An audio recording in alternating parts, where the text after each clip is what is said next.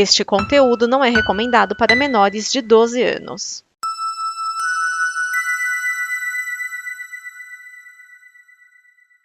Stan Lee faleceu e é lembrando o seu legado que o Okili de hoje vai mudar e vai ser sobre a vida de Stan Lee. O Okili número 50 foi sobre a vida de Jack Kirby, um dos maiores contribuidores artísticos da carreira de Stan Lee.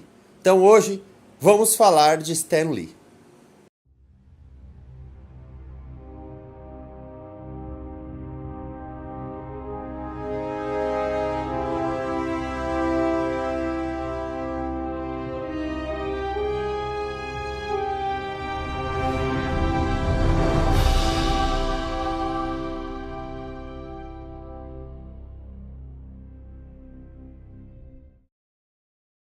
Eu tenho aqui minha cola porque tem várias informações e eu não quero perder nada, beleza? Então eu peço desculpas se você se irritar pelo fato de eu ter uma cola aqui junto.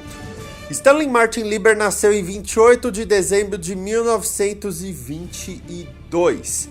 Ele é filho de Celia Solomon e Jack Lieber e ele tinha um irmão, o Larry. Eu quero que você grave, muito importante esse nome, Celia Solomon, que quando casou virou Celia Lieber. Eles são judeus descendentes de romenos. O pequeno Stanley, com 15 anos, já participava de concursos de roteiros, concursos de redações, e ele chegou... Um editor de um prêmio chegou a pedir para o Stanley parar de concorrer. Falou, vira um escritor profissional de vez. O Stanley, eu já explico, ele sempre curtiu ler muito livro, enquanto o irmão dele curtia mais ficar na rua. Com 17 anos, o Stanley até tentou ser ator para pegar uma atriz de uma companhia de teatro. Aí que o irmão da mãe dele, Rob Solomon, chegou e falou, olha, tem um parente nosso, um primo nosso, na verdade, o esposo da prima, que tá precisando de um rapazinho lá. O nome dele é Martin Goodman. Vai lá.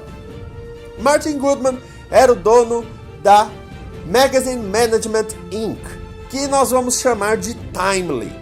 Basicamente, o Martin precisava de alguém para ser um faz-tudo ali. E aí que o Stanley entrou na empresa ainda com 17 anos. A sua primeira história foi em Captain America número 3, de 1941. É uma história em prosa. Curiosamente, a sua última história publicada em vida é uma recriação dessa história de Captain America 3, desenhada pelo Bruce Timm. E aí, em 1942, o Stanley foi para o exército. Nessa época, ele já estava com as funções de editor dentro da Timely, então ele basicamente teve que ficar se dividindo entre ser editor e ficar no exército. Descobriram que ele escrevia muito bem e ele começou a escrever roteiros de apresentações para estimular os soldados e começou a criar gibis com personagens que ele começou a criar, como Father Time, por exemplo. De volta para a Timely, os anos 40 foram difíceis porque houve uma queda muito grande na venda de quadrinhos. Em 1947, ele se casou com uma então modelo, a Joan, que se tornou o amor da vida dele. A Joan morreu há uns 2 anos atrás e eles tiveram 2 filhos juntos. Dentro da sede da Magazine Management Inc., o Stanley era basicamente só um cara que ficava numa mesinha cuidando dos gibizinhos que saíam. E os gibizinhos começaram a decair. Gibi de romance, gibi de monstro, gibi de faroeste. Gibi de romance, gibi de monstro, gibi de faroeste. Gibi de... Você entendeu? Né? Você entendeu. Tinha alguma coisa de gibi de terror, mas era muito pouca também.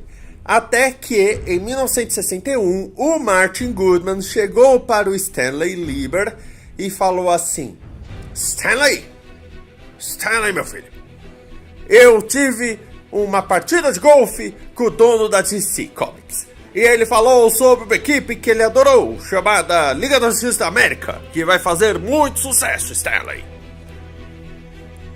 Tá, e o que você quer que eu faça? Você tem de criar algo assim. Tá bom, tá bom. E aí que o Stanley chamou o Jack Kirby, que estava fazendo uns freelas lá pra Timely, e eles decidiram lançar basicamente o que deu na telha. Porque o Stanley já queria sair da Timely fazia algum tempo. Pra ter uma ideia, ele não usava o nome verdadeiro dele nos gibis que ele fazia, quando ele era acreditado. Ele usava um pseudônimo que ele criou, Stan Lee, que depois ele registrou como nome dele. Aí a esposa John falou: faz esse gibi, Stanley. Por quê? Se o pessoal não gostar, se o Martin Goodman não gostar, qual é o pior que pode acontecer? Ele te demitir? Você já quer sair mesmo? Aí que Stan Lee e Jack Kirby fizeram o Quarteto Fantástico número 1, que foi um estouro e transformou a pequena divisão Timely da Magazine Management na Marvel Comics.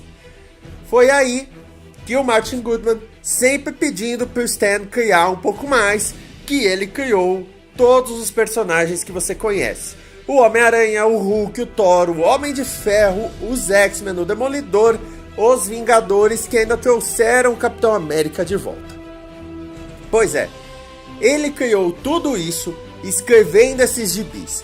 E foi aí que ele criou o método Marvel, que ele criava uma sinopse, passava para o artista criava as páginas e ele bolava os diálogos.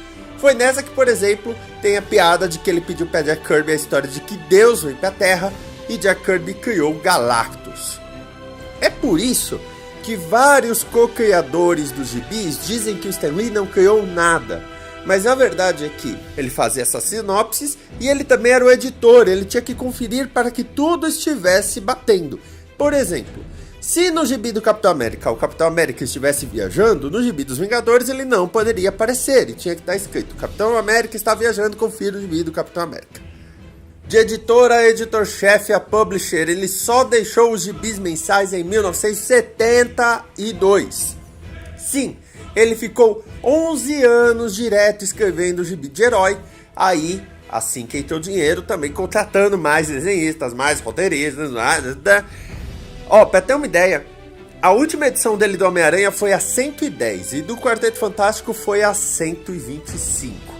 E aí, Stan Lee se mudou para Hollywood, tentando fazer carreira como artista de cinema e tentando vender os personagens Marvel para o cinema e para a televisão. Em 1977, ele cria a tira de jornal do Homem-Aranha, que ele escreve até hoje em dia. Deve ter roteiro aí pronto para sair. Nesse meio tempo, ele na Marvel criou coisas como a Epic Illustrated, uma revista de melhor qualidade, e ele lançou um livro de frases e anedotas dele, para ver como ele queria mesmo criar um personagem. Em 1998, juntamente com Peter Paul, ele criou a Stan Lee Media, uma empresa que criaria novos personagens e novas franquias que seriam totalmente dele. O grande problema: Peter Paul maquiou a contabilidade, roubou o dinheiro e fugiu para um paraíso chamado São Paulo. Eu não tô zoando. Levou uns 10 anos para conseguirem a extradição de Peter Paul. Enquanto isso, a Stan Lee Media fechou, faliu, o Stan Lee ficou em depressão e, para ajudar, a Marvel, que tinha fechado um acordo para uma nova linha de gibis do Stan Lee, não lançou porra nenhuma. A década de 2000 foi do Stan Lee tentando se recriar. Em 2000, ele foi para a DC. Entre 2001 e 2002, ele criou uma série de gibis recriando os principais personagens da DC. Você confere um desses resultados no Ilha de Spoiler, que já foi ao ar. Aí, além disso, ele lançou o reality show Who Wants to Be a Superhero, em que pessoas tentam ser super-heróis na vida real. Em 2008, começa o universo cinemático da Marvel, em que ele sempre fez participações. Mas a participação dele como produtor é só no nome mesmo. Em 2011, ele anunciou que ia lançar um novo universo de gibis para crianças, coisa que não saiu. Em 2012, ele lançou um canal no YouTube chamado World of Heroes, em que tinha ele reclamando de coisas e também criações. Tem até uma nova equipe lá que tem o nome dele. Mas a verdade é que muita coisa saiu com o nome dele sem uma participação muito efetiva dele. Em 2015 saiu o livro dele, Zodiac. O engraçado é que o Stan Lee decidiu criar o pseudônimo Stan Lee porque ele queria que Stanley Lieber fosse o nome, a assinatura dele quando ele escrevesse livros. Ou como ele dizia, livros sérios. E o primeiro livro sério dele, Zodiac, só saiu em 2015, quando também saiu Annihilator, que é um filme inspirado num gibi que ele ajudou a criar. Por falar em criar, em 2010 ele criou a Stan Lee Foundation, que busca ajudar crianças no estímulo à leitura. Nos últimos tempos, o Stan Lee esteve envolvido em vários problemas de saúde e também com a sua família. Primeiro teve a morte da sua esposa, depois a acusação de que a sua filha, JC, batia nele na esposa, o mantinha em cárcere privado e que os seus cuidadores também ajudariam nisso. O Stan Lee fez um vídeo dizendo que isso tudo era mentira, mas não se sabe, na verdade, o quanto disso é realmente mentira. E, infelizmente, em 2018, o Stan Lee veio a falecer aos 95, quase 96 anos de idade. Mas, com toda essa história, o Stan Lee é claro que é sempre lembrado. Esse é o último programa do Okili em 2018. A gente volta em 2019, então essa é a nossa season finale. E em 2019, o Okili vai voltar no dia 7 de fevereiro. Anota aí, o Okili está de volta no dia 7 de fevereiro. No The Mullet Show eu vou listar os personagens que o Stan Lee criou. Então, boas festas, bom Natal, e em 2019 eu vou estar aqui de volta e eu vou dizer Okili. Isso é legal. Isso é legal. Isso é legal. Isso é legal.